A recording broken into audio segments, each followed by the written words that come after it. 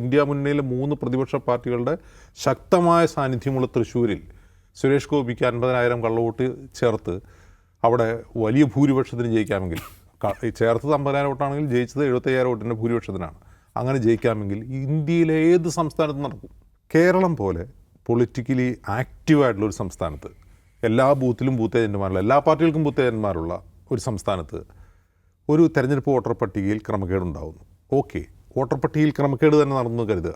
ഇപ്പോൾ തൃശ്ശൂരിൽ നടന്നതെന്താണ്, ഡ്രാഫ്റ്റ് വന്നപ്പോൾ അതിൽ പ്രശ്നം ഉണ്ടായിരുന്നു. അപ്പോൾ അതിൽ പരാതി പറഞ്ഞു.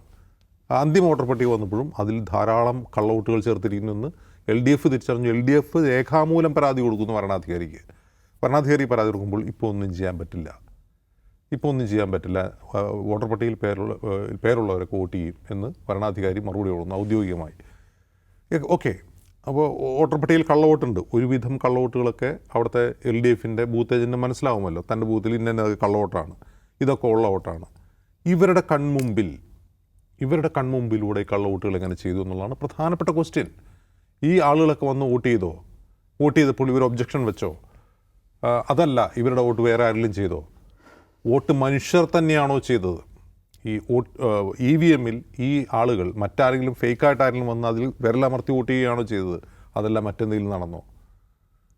ഇത് ഈ BJPയെ സംബന്ധിച്ച്, BJP ആണല്ലോ ഇപ്പോൾ ഈ ഇലക്ഷൻ കമ്മീഷൻ ഡിഫെൻഡ് ചെയ്യുന്ന ഒരേ ഒരു പാർട്ടി BJP മാത്രമാണ്. BJPക്കാണ് ജയിച്ചുകൊണ്ടിരിക്കുന്നത്. BJP സംബന്ധിച്ച് എന്താണ്, എണ്ണം ഒത്താൽ മതി, ആര് വോട്ട് ചെയ്തു എന്നുള്ള പ്രശ്നമല്ല. BJPയെ സംബന്ധിച്ചിപ്പോൾ സുരേഷ് ഗോപിയുടെ ചേട്ടൻ വോട്ട് ചെയ്തോ, ഒറ്റപ്പാലത്തെ ആലത്തൂരിലെ RSS വോട്ട് ചെയ്തു എന്നുള്ളതല്ല പ്രശ്നം. വോട്ടിൻ്റെ നമ്പർ കറക്റ്റ് ആയിരിക്കണം. കാരണം പോൾ ചെയ്തതിനേക്കാൾ കൂടുതൽ വോട്ട് എണ്ണിയ സ്ഥലങ്ങൾ ഞാൻ മുമ്പ് പറഞ്ഞു. അപ്പോൾ അതുപോലെ മിസ്മാച്ച് ഉണ്ടാവരുതെന്നേ ഉള്ളൂ. അവർക്ക് ഭൂരിപക്ഷം പോലും പ്രശ്നമല്ല. ഹരിയാനയിൽ ഒരു സീറ്റിൽ 32 വോട്ടിനാണ്. അപ്പോൾ ജയിച്ചാൽ മതി, അവർക്ക് എത്ര വോട്ടിനാണെങ്കിലും ജയിച്ചാൽ മതി, ആ എണ്ണം കറക്റ്റ് ആയിരിക്കണം, പോൾ ചെയ്ത വോട്ട് അതിൽ രേഖപ്പെടുത്തണം എന്നേ ഉള്ളൂ. അപ്പോൾ ഇത്തരം നിർണായക ക്വസ്റ്റ്യൻസിനാണ് മറുപടി വേണ്ടത്.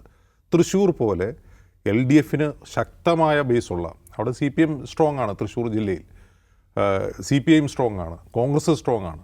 ഇത്തരം 3 പാർട്ടികൾ, ഇന്ത്യ മുന്നണിയിലെ 3 പ്രതിപക്ഷ പാർട്ടികളുടെ ശക്തമായ സാന്നിധ്യമുള്ള തൃശ്ശൂരിൽ സുരേഷ് ഗോപിക്ക് 50,000 കള്ളവോട്ട് ചേർത്ത് അവിടെ വലിയ ഭൂരിപക്ഷത്തിന് ജയിക്കാമെങ്കിൽ, ചേർത്തത് 50,000 വോട്ടാണെങ്കിൽ ജയിച്ചത് 75,000 വോട്ടിൻ്റെ ഭൂരിപക്ഷത്തിനാണ്. അങ്ങനെ ജയിക്കാമെങ്കിൽ ഇന്ത്യയിലെ ഏത് സംസ്ഥാനത്തും നടക്കും.